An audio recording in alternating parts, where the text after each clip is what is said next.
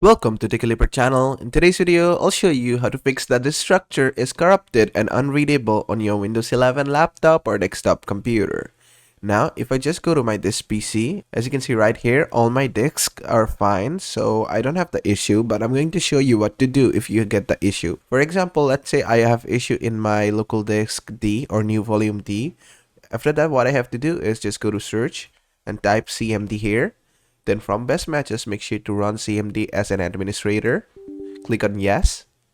Then from here, I need to put a command. The command will be chkdsk, which is check disk /f.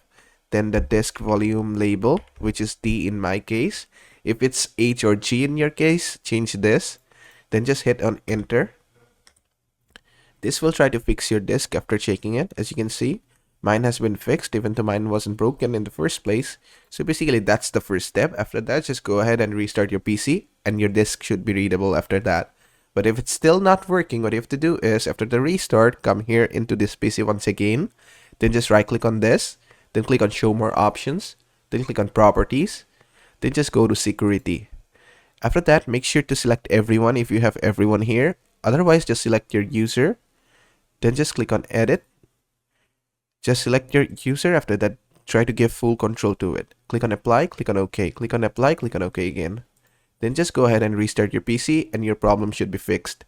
And basically that is how to fix the disk structure is corrupted or unreadable in your Windows 11 laptop or desktop computer.